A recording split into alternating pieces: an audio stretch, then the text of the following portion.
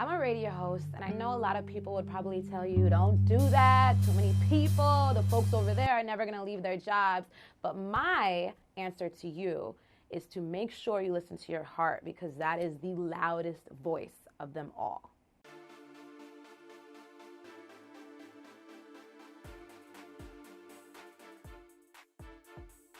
Hey everyone, it's Neffy Anderson here with a brand new episode of The Path Less Traveled, a web series spotlighting millennial entrepreneurs who successfully turn their passions into lucrative careers. Today's guest is radio host, writer, and wellness edutainer, Tracy G. Tracy G is most known for being the co-host of SiriusXM's Sway in the Morning Show. She's also the founder of She's Beauty and the Beast, a wellness brand for millennial women. Now, Tracy, before journeying into radio, homegirl made a name for herself in the industry by working at Vibe magazine as a full-time editor. Now, her pen game is proper, with a capital P, okay? She's also penned for publications that you love, I love, such as Rolling Stone, Marie Claire, Spin, Essence. The list goes on and on and on. Tracy, thank you so much for being here and giving us the opportunity to talk to you. Yeah, man. It's so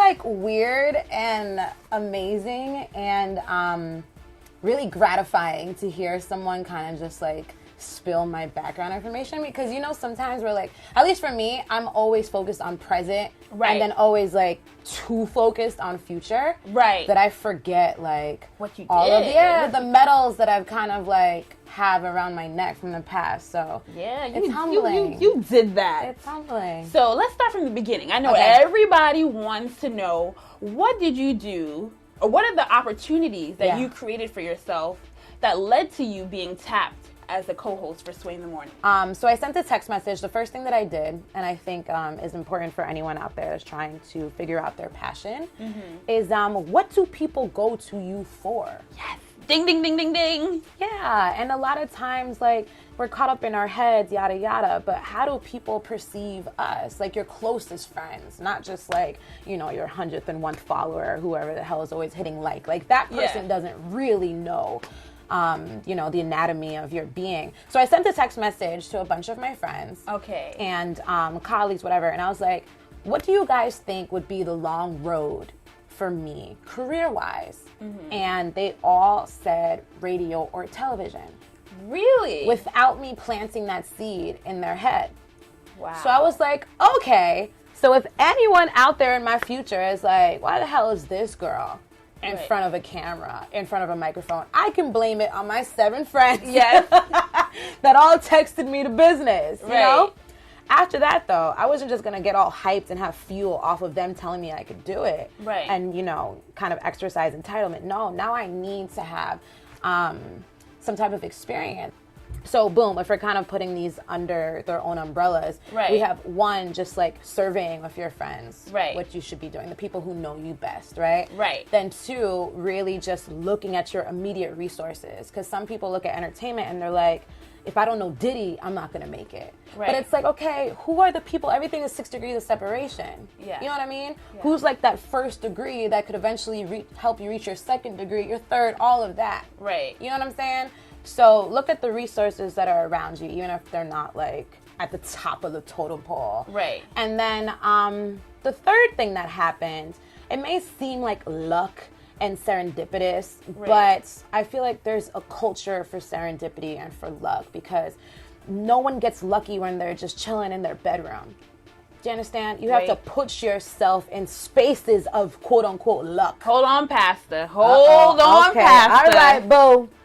No one gets lucky if you just chilling in your bedroom. That's a word. It is. I need y'all to catch that, hold on to it, put it in your pocket. Should I put $1 out? Yeah, put $1 out. Where's the offering plate? That's a word. That's a word. Nah, it's true. So I've always heard that if you want your life to be interesting, you need to be interested.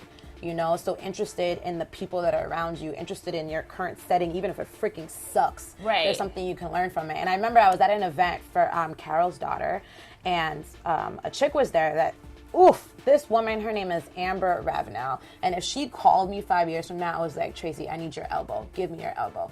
I will, with a full smile on my face, take my elbow and hand it to her on bended knee. Oh my goodness. She just believed in me so much, and we had no mutual friends, nothing. But I saw her at an event, and she was the only chick at the time who knew how to rock that freaking highlighter Barbie pink lipstick. Okay. That Nicki Minaj, you know, always had on her lips. So I was like, yo, to look at that, came into a conversation, which then led itself to me being on a panel of sorts for her. And when I did the panel, afterwards when I was done, she was like, Tracy, have you ever thought about doing radio? I had never even mentioned. Right. Yeah, those 5 letters to her. Right. And here I'm in my head, I'm like, okay, someone else is saying, I think I need to follow this thread. Right. And start taking it more seriously.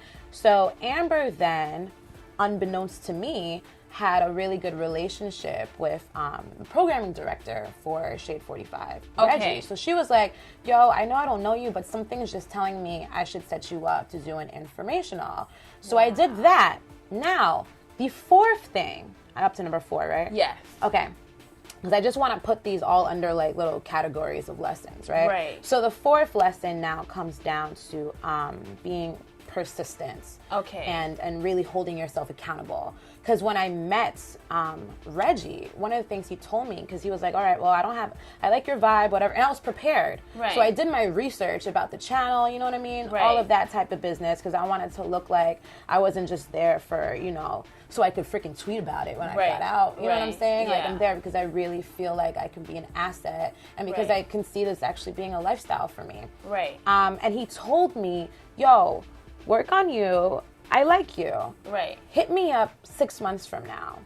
Okay. Or maybe it was 3 months. Something with the word months. Okay. And I literally put that in my phone with an alarm to go off so I wouldn't forget. Yeah. And a lot of people may forget, and it just slips on by, you know what I mean? Or maybe they hit like 8 months from now, like, oh my gosh, oh shoot, you know what I mean? Yeah. Yeah, and Sway obviously had his show over here, and he wanted to add one more character who could come with like a millennial perspective to the show. And I had no relationship with Sway, which oftentimes in radio is really important because, you know, you're in a small studio, you're speaking all the time, you're being like a full-time extrovert. Right. So you want to do that with someone, you know, that you have some type of connection with. So all the times while I'm speaking to Reggie and he's like, yo, you should pitch something, do a segment or whatever. So he's like, I don't know this girl. I don't wanna even hear what the hell she has to say or whatever. Yeah. But then he was doing auditions. I didn't know about the auditions. Just one day I get a call like, yo, are you ready tomorrow? So I want you to come up and do an air check, basically. Okay. So I did that, and it went really well. And I didn't know he had like a number of girls, like a double-digit number. And he was like, all the people that he knew that he had some type of rapport with, it didn't seem to really be what he was looking for, whatever match he had in his head. So he was like, all right, let's try out Tracy. And yeah, long story short, well, long story long, really, is what the freak I just gave you. That's how I got it. Yeah. Yeah. Wow. That's amazing. So first of all, long story long, but I like the way that you broke it down. Okay, good. So that, you know, everyone can know that this isn't just something that was like handed to you. No, like it took a year. You did the work behind it. You know what I'm saying? What would you say you did to deliberately brand yourself in this space? In radio? Yes. To deliberately brand myself in radio, I did a lot of inner work. You know what I mean? I knew that when it comes to the music industry, when it comes to just gossip, a lot of people will just like regurgitate what's already out there. You know what I mean? Yeah. And I was like, I'm a personal development junkie. How can I look at celebrities' lives, but then find like a lesson within it that is digestible and relatable to our own lives? Like, make it bigger. Like, let's not just put like a magnifying glass on a celebrity, because before that, they are a human. Very true. You know what I mean? And as I was doing that, then it started branching off into, okay, I think I really want to put a focus on personal development for me. You know what I mean? And just helping people to create the best version of themselves that they can, but do it in a way that's within our own language. Yes. You know what I'm saying? Yeah. I always say that I'm just a professional sharer. I don't have all the answers, but I have answers that come from my experience or come from books that I've read or that come from podcasts, and I'm willing to just like share it. And if I feel like it served my spirit, then I know it's going to help someone else. But I don't necessarily break things down so much as like, who's my demo, what are they listening to, who they want. Like, I do a little bit of that when it comes to marketing, obviously, because I'm going from project into business. Right. But the point is that, to me, if you are being true to yourself, it's always going to be marketable. Right. Ooh. You just got all the quotables. So talk to me about what you know now in the radio space that you wish you knew when you first started. When you are in radio, you have to be very aware of like your disposition, you know what I mean? You always have to look fully engaged. On top of that, you need to make the person feel comfortable within a minute. Right. And then your next minute, go into whatever like big, heavy news breaking question that you must ask. Right. You don't have a lot of time. So as you can probably freaking tell, my interviews in journalism are very long-winded interviews. Like I would always reveal a lot about myself and I would get a lot out of it. But with radio, it's like, okay, how can we condense? How can we do all of that? Get those moments from journalism, but condense it and make it entertaining as well. Right. So can you share one part about your journey that most people don't know in regards to getting to where you are right now? Yes, one part of my journey that people don't know. You gotta dig hard for this one because you are very transparent. Yeah. I left Vibe and I had to leave my apartment because I didn't have any money now to pay for my apartment. And I still had to come into the city to do some stories. And I slept in so many different places. Like I slept at my alma mater is Pace University. Okay. Yeah, and I would go with my alumni card, and I slept like in the computer lab over there, and I would take pictures of everywhere that I slept, so that one day when I have my luxurious, like, I don't know, I don't want it too big, but like 6 bedrooms is too much. Like 4-bedroom home. Right. I can have like a nice collage of all the different places. Wow. On your website, you have a list of like 16 things social media won't tell you about me. And one of those things was that you were in an abusive relationship. Oh, yeah. And I just want to know how you found the courage to get out. Yeah. And how long did it take you to get out? Because that's rough. And then to be able to say it and say like, oh, look, I survived. Yeah. Emotionally, physically, like that's a lot. Yeah, absolutely. And what made it more complicated was because it was with a woman. Yeah. So, which just adds another layer to it, to the confusion. It was physically abusive for a little bit. And I remember we had a conversation, because it's very easy to get into an abusive relationship and same-sex relationships, you know, and the estrogen is running high or whatever. And I don't think that's anything that's stereotypical. It's just estrogen works differently. You know what I mean? We know the qualities of that sometimes under certain circumstances. But how I didn't think I was going to get out of that, honestly. And I never, ever, and it sounds so cliche, like it's strange as it's coming out of my mouth when I think about who I am and like my values that ground me, is I never thought I was going to be that girl. Yeah. I didn't understand how people got into those types of relationships. I really didn't get it, but I'm glad that I did. Yeah. Because then it makes me, it heightens my empathy. Right. And I got out of it. How did me and this chick part ways? We were off, but in a gray area still. And I was dating someone, she didn't know this, but we were off, but still, it's always gray. Yeah. Until there's a major schism, you know, like a huge boulder comes in between you guys. And she had gotten into a car accident, and it wasn't that severe, but it was bad enough where she had to go to the hospital. And trust and believe, I wanted to go to the hospital, but I knew that I couldn't because it would look like it meant more. Right. And so I knew if I didn't go to the hospital, thinking about the way her brain works, that would be the ultimate betrayal. And she would never know that I was doing it for the best of us, because I knew that that type of cut would end it off. You know, there'd be no glue to patch that together. So that's how I ended it. Yeah. By not visiting her in the hospital. I think this is so interesting just because of the brand that you're building right now. I feel like this makes it even more so relatable and impactful.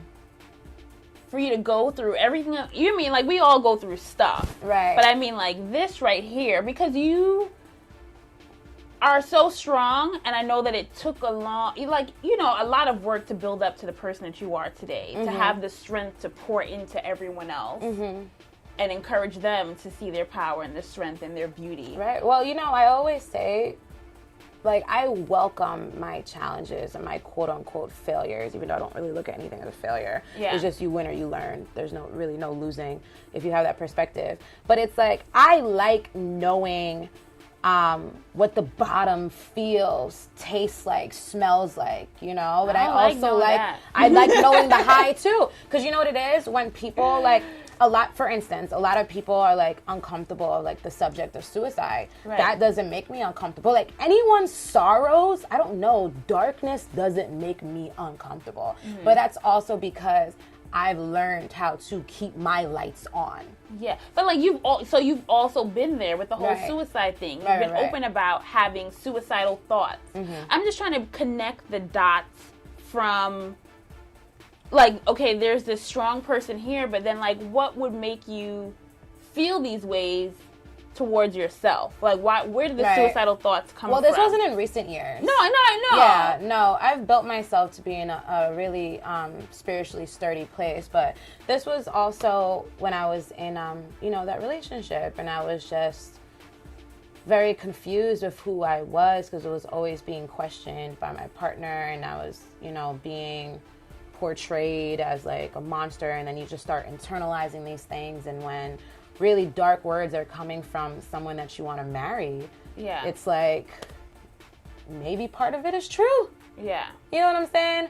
And then plus I'm in school, I'm like junior year or is it senior year, and I have mad internships. I still have my freaking life. Right. You know what I'm saying? I'm like working, was Melissa Ford at the time? No, that's another story. I was Melissa Ford's assistant for a bit, but I have lots of work. I have internships, like high-level internships that are placed in my life because of all the strategies, you know what I mean, that I have aligned, and it just becomes, the weight is too much. And when you are supposed to be a face of strength to your friends, and we were talking about this off camera, when it comes to vulnerability, like, I did not see any good from vulnerability. You know what I mean? Especially when I saw what happened when I gifted it to my lover, and she twisted it and made it into something that she could use against me. Yeah, I know exactly what you're talking about. So I had this, like,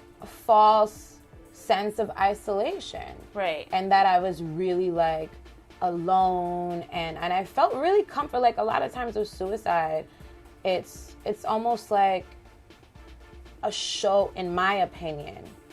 You care about yourself so much to the point that you are willing to go to the most extreme of extreme measures for your peace. Right.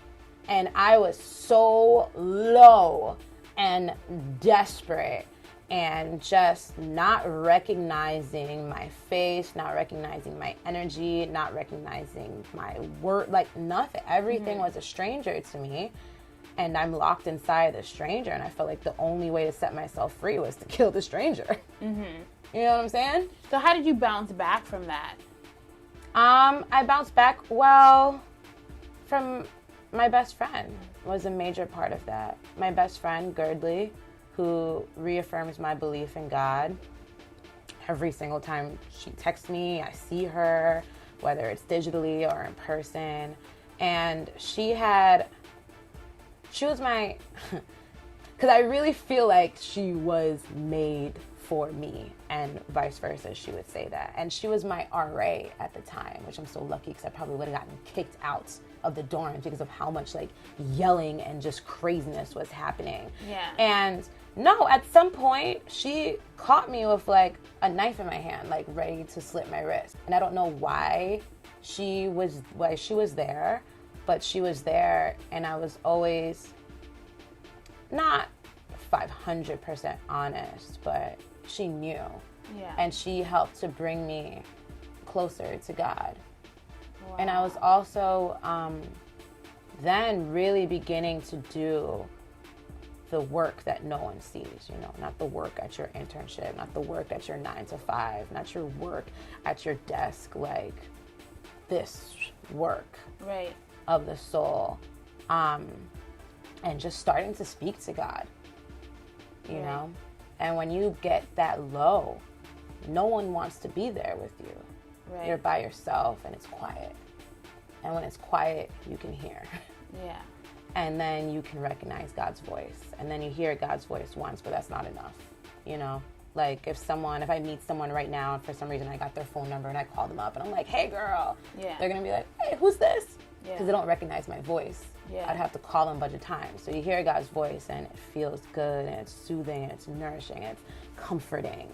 And then you just are like, I want to hear this voice more. Right. And more and more. And then you start to rebuild yourself, really understanding that you are made in the image of God. Right. So you have the opportunity to, I mean, you know, it doesn't matter what the hell I do to myself. Like, I'm always going to be an image of God, but like my surroundings, Right. physically, with my health, with the people who are around me, how can I make this a more godly setting Right. for myself?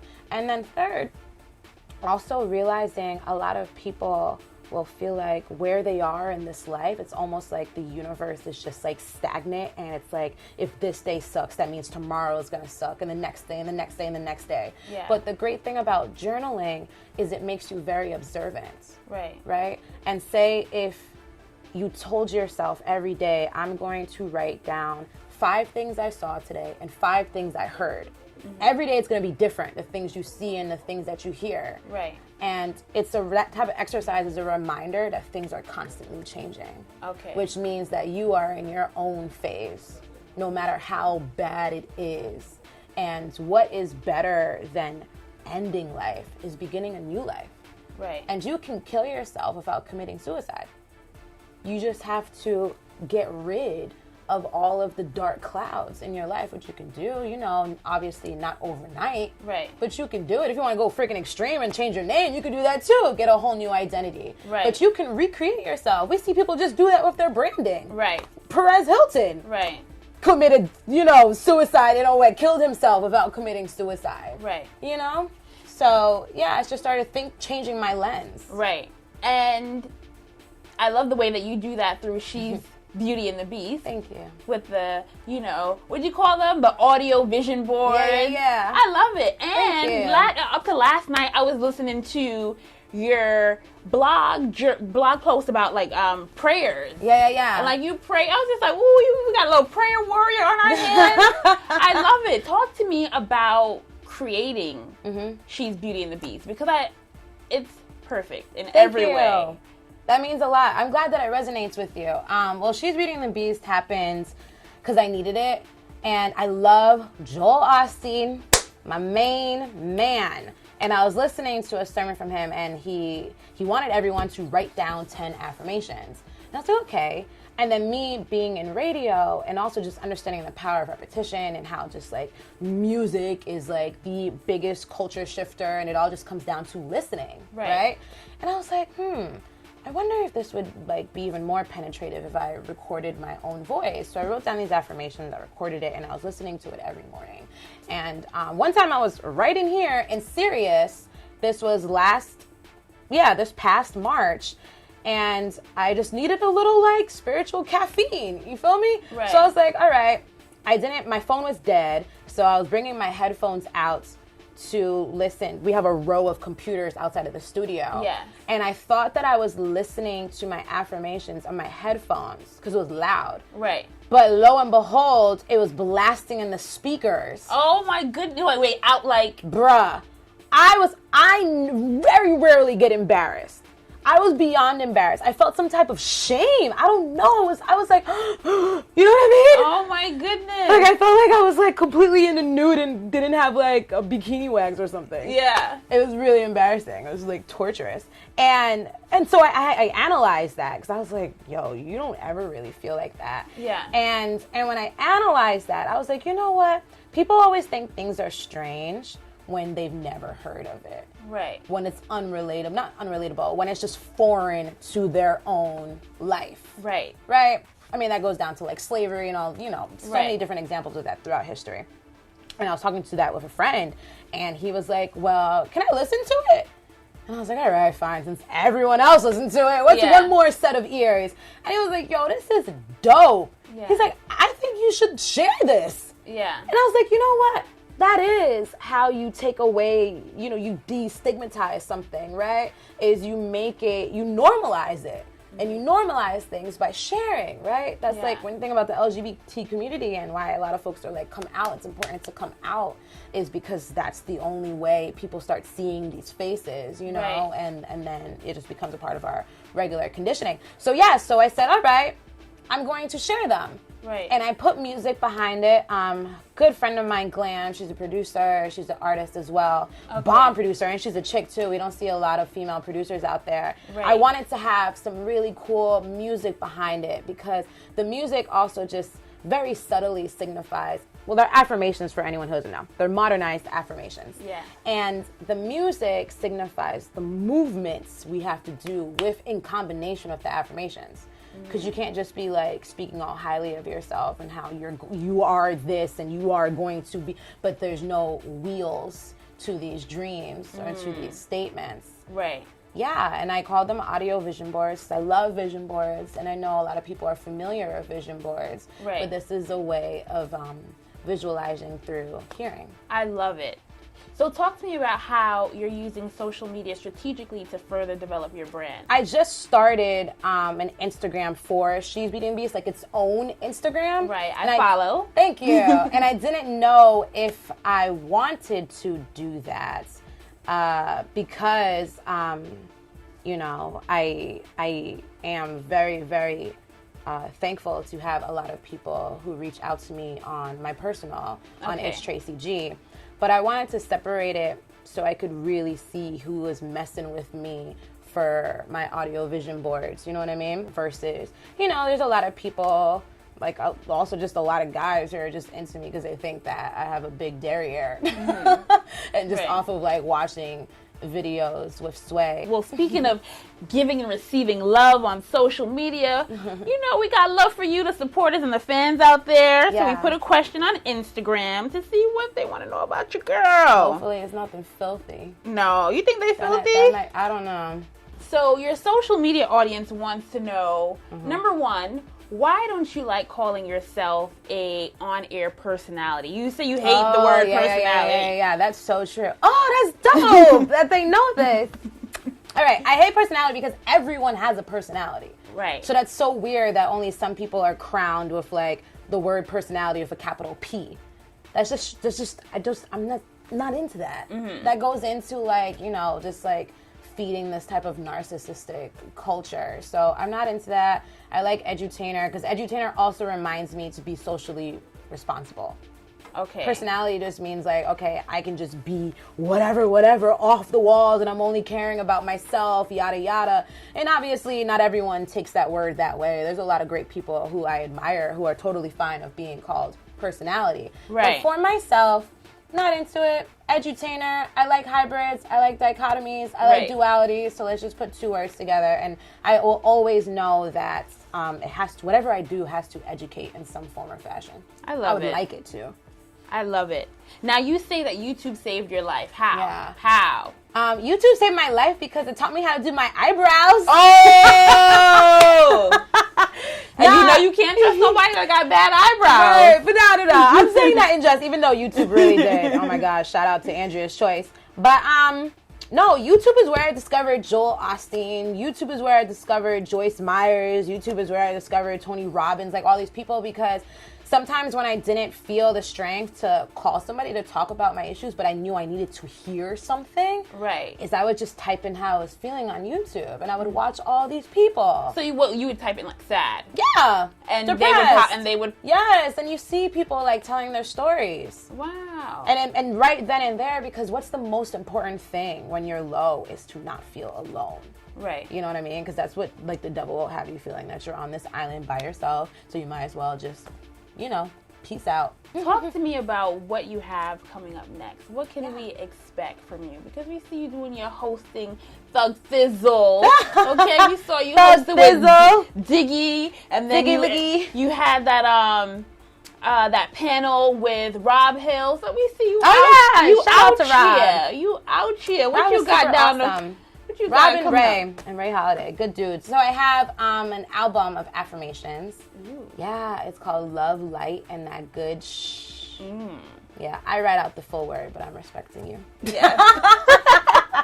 Yeah, so it's basically my audio vision boards, the ones that I've already put out, but then I have 5 new ones. One is going to be featuring Rob Hill Sr. Oh. And the newest ones are going to be for manifesting love, for the power of resilience, and then I have one for the becoming, so that we can just see who we want to be for 2016 and just be prepped and ready for that. Oh, so this is coming in the next couple of months. Yeah. Okay. So where are we gonna get this? Online? Yeah, it'll be on iTunes. It'll be on Spotify. I like to give out free content too. We love free content. Here we go. Content. Yeah. I was about to call you out on that. I know, right? That's because I'm thinking, you know what it is? Because now it's like I'm moving from project to business. Right. So well, what do you mean when you say that? Does that mean from project to business, does that mean that you are stepping outside of being the artist and the creator and putting on like your management marketing hat? Absolutely that as well, but also I'm really hoping and working towards She's Beauty and the Beast to sustain me. You know what I mean? And to be a form of revenue, not only for my spirit but for my pockets too. And I think that's fine. I think those two things can definitely like work hand in hand with each other. I don't think that you know, I guess it can be a little weird when you're doing something that is positive, but you want to monetize it, because we're taught that money is the devil, but it's not, because money is used to further, you know, philanthropic efforts. You know what I mean? Money is used for donations. Money is used to go on yoga retreats in Thailand. Right, right. Yeah, so just basically monetizing something now takes it to a business level, and then makes it a little bit more complicated because the government comes in. Okay, we're here for it. Yeah. We're here for it. So on behalf of everyone on the other side of that screen, I just want to thank you for having the courage to turn your passion into your career. Thank you. Now, if you guys enjoyed this interview as much as I did, I need you to let me know. I need you not to be stingy or cheap. I need you to like, I need you to comment, I need you to subscribe, and share to all your social followers. And then when you're done, I need you to go to she'sbeautyandthebeast.com and get some of your audio vision boards going on. Yeah. You heard? Until next time, bye.